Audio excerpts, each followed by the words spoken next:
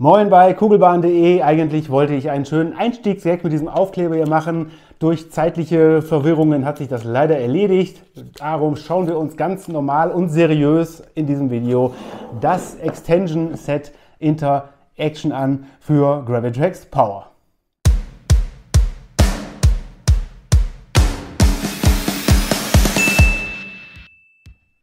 Okay, dann legen wir mal los und in dem Extension Interaction Set sind drinne Teile, die wir auch aus dem Starter Set Launch schon kennen. Das Video verlinke ich euch mal hier oben in der Infokarte, und zwar der Starter, die neue Zielarena, der Trigger und der Controller, und in diesem Set sind jetzt noch die elektronische Weiche mit dabei, der Lift und der Lever oder Lever. Niemand weiß so genau, wie man das ausspricht. Ich denke, wir werden das auf dem Bilder-Event mal in Erfahrung bringen können. Und ich mache den Karton jetzt mal auf. Man merkt schon, es gibt keine Folie mehr, in die der ganze Karton eingeschweißt ist, sondern das ist jetzt mit 4 Aufklebern versehen nur noch, was sehr schön ist, bedeutet weniger Plastikabfall. Sehr gut gemacht, dafür gibt es das erste Lob auf jeden Fall schon mal.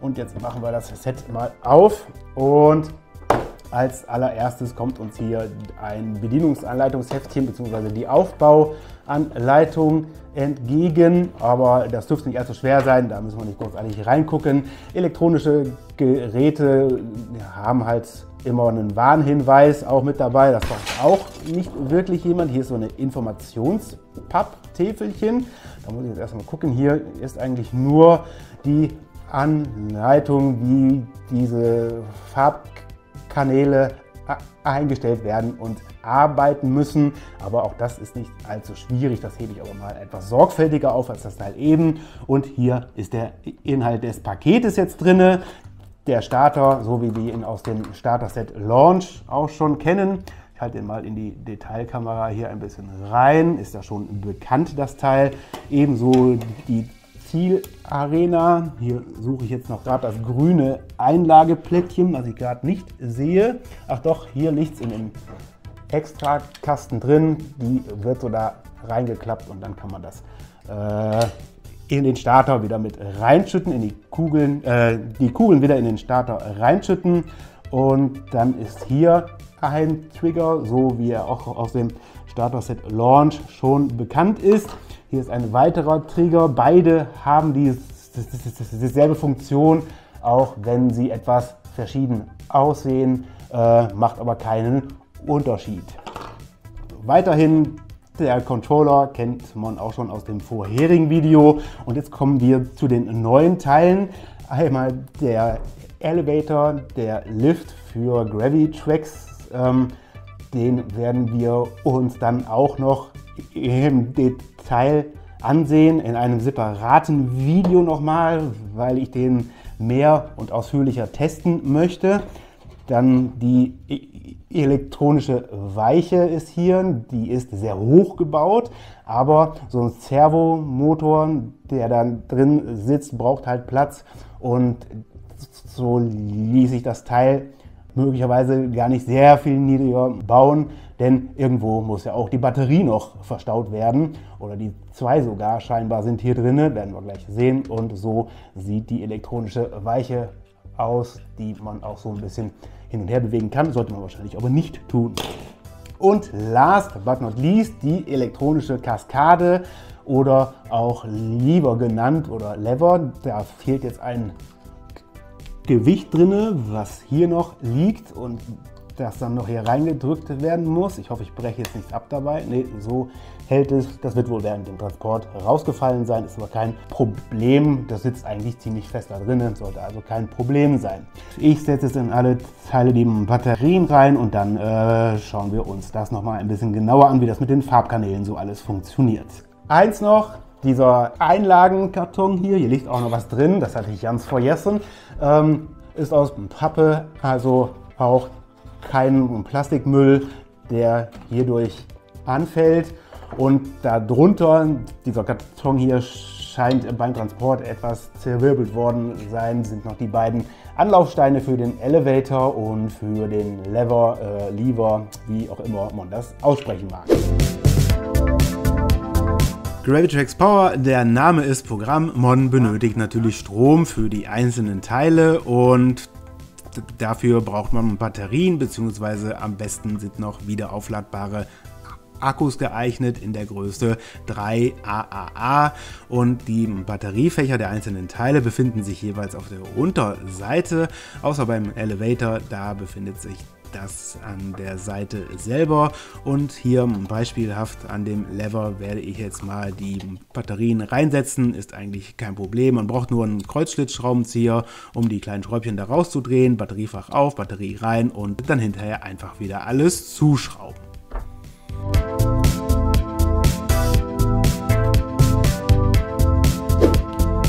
So, ich habe jetzt in alle Teile die Batterien eingesetzt oder beziehungsweise die Akkus halt und ich möchte jetzt noch einmal ganz kurz diese Farbkanäle erklären. Bei dem Starter hier leuchtet das Lämpchen jetzt rot, heißt der arbeitet jetzt auf dem roten Farbkanal.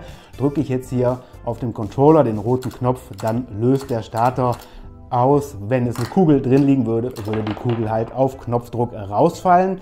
Die würde aber ebenso rausfallen, wenn dieser Trigger hier hinten, der ebenfalls auf dem roten Farbkanal arbeitet, da durchläuft, diesen Schalter da drin auslöst, dann würde die Kugel ebenfalls dort rausfallen.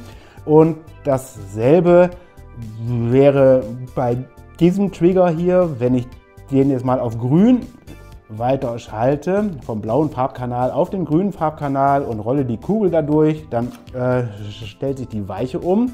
Ich mache es nochmal, damit man das sieht. Und ebenso würde sich der Lever, wenn er anders gestellt ist, zurückstellen. Ich mache das jetzt mal beispielhaft hier. Huch, da ist ja ganz schön Schwung hinter. Ich habe den gerade zum ersten Mal selber ausprobiert und wenn ich jetzt diese rote Kugel durch diesen Trigger durchschicke, dann verstellt sich die Weiche und der Lever stellt sich zurück. Und dasselbe geht natürlich auch dann auf dem blauen Funkkanal. Wenn ich den Schalter jetzt da drin betätige, dann stellt sich die Weiche um. Oder eben der Lever läuft jetzt einmal durch und ich setze ihn jetzt auf den blauen Kanal, dann würde er sich bei dem nächsten Durchlauf des Schalters hier wieder zurückstellen. Selbstverständlich gibt es auch jetzt eine kleine Beispielbahn, die ich hier aufgebaut habe. Das ist quasi eine Endlosbahn mit einer besseren Platzierung der Trigger. Würde die wirklich endlos durchlaufen. Ich setze jetzt hier den Controller in mein neues 3D-Druckteil für den Controller. Da ist er dann gut in der Bahn verstaut. Und jetzt gibt es noch ein paar Details zu der Bahn. 7 Kugeln liegen hier in dem Starter drin, der auf dem roten Funkkanal arbeitet und die Kugeln werden hier rausgeschickt in den Trigger hier, der auf blau arbeitet, stellt dadurch den ebenfalls auf blau gestellten Switch um, stellt jetzt um, dann laufen die Kugeln nach links weiter in den Lever hinein, der auf dem roten Farbkanal arbeitet. Er würde aber die Kugel auf jeden Fall hier hochhieven, übrigens 4,5 Höhenstein hoch und mit einer ziemlich großen Geschwindigkeit. Dann geht es wieder durch den blauen Switch, die Weiche stellt sich wieder um auf die andere Seite, läuft dann hier die Kugel weiter durch den Trigger, der auf Rot eingestellt ist und löst dann die nächste Kugel aus und dann geht es hier für die Kugeln in den Aufzug rein, durch 2 Aufzüge durch und dann geht es wieder zurück durch die Lochschiene in den Start.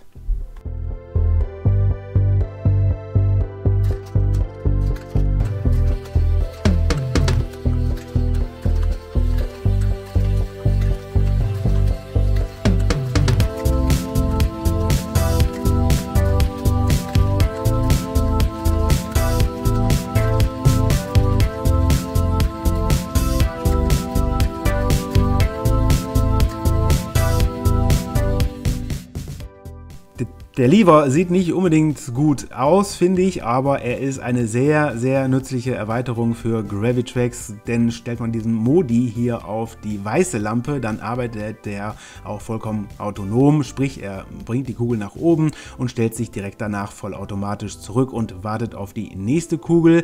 Könnte man jetzt meinen, wird der Probleme geben, wenn da ja mehrere Kugeln reinlaufen? Nein, gibt es nicht, denn es gibt da so einen speziellen Anstellstein, wo die Kugeln immer zuverlässig in diesen Lever mit reinlaufen. Den sehen wir gleich in der nächsten Szene. Hier gibt es nochmal eine Zeitlupe, wie sich der Lever dann zurückstellt. Das ruckt immer so ein kleines bisschen, aber funktioniert sehr gut. Und hier sieht man diesen Anstellstein im Einsatz, wo die Kugeln dann immer in den Lever wieder rein transportiert werden. Die silberne bleibt jetzt da kurz ein bisschen hängen, wird aber durch die nächste dann wieder weitergeschubst. Und hier nochmal eine Zeitlupe von der Weiche, wie schnell sie reagiert, wenn die Kugel durch den Trigger läuft.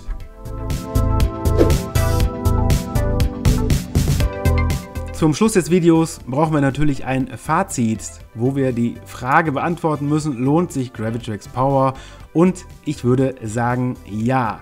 Selbst wenn es jetzt noch keine App dafür geben sollte, wo man am Smartphone etwas programmieren kann mit bestimmten Streckenverläufen, wo ich noch hoffe, dass das kommt, würde ich sagen, das lohnt sich auf jeden Fall, weil einfach durch Gravitrax Power enorm viele Möglichkeiten gegeben sind und man sehr vielfältige Bahnen bauen kann. Ich denke, wir werden da in der nächsten Zeit einige Videos sehen, wo man denkt, wow, da wäre ich ja selber nie drauf gekommen, und darum hier in diesem Fall eine klare Kaufempfehlung. Jetzt ist allerdings noch die Frage, was soll man denn eigentlich kaufen? Es gibt ja nur mehrere Starter-Sets.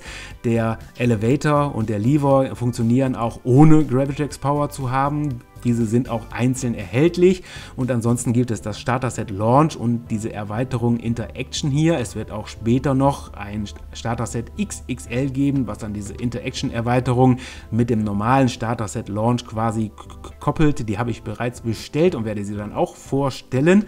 Ja, jetzt ist die große Frage, was soll man kaufen? Die klare Empfehlung ist hier, wer schon Gravitrax hat, kauft das Extension Interaction Set. Unbedingt empfehlenswert, und wer in Gravitrax gerade einsteigt, der kann das Starter-Set Launch nehmen. Da fehlt allerdings eine Gauss-Kanone drin. Finde ich, da wäre eher die Kombination aus dem Extension Interaction und einem Starter-Set oder einem Starter-Set Pro vielleicht besser geeignet. Das kann man natürlich nur je nach eigenem Bedarf abschätzen. Preislich liegt dieses Extension Interaction Set bei Listenpreis 159 €, was sehr nicht unbedingt günstig ist, sondern eher teuer ist. Ich habe es auch schon für 139 gesehen in diversen Shops, also da kann man durchaus unter dem Listenpreis landen, wenn man sich ein bisschen durch das Internet wuselt. Vielen Dank fürs Zuschauen, lasst ein Like da, abonniert kugelbahn.de und aktiviert natürlich auch das Bimmelbammelglöckchen, denn dann werdet ihr informiert, wenn ich in der nächsten Woche noch ein bisschen weiter auf die einzelnen Teile hier eingehen werde. So long, bis dahin, bald geht's zum Bilder-Event und tschüss.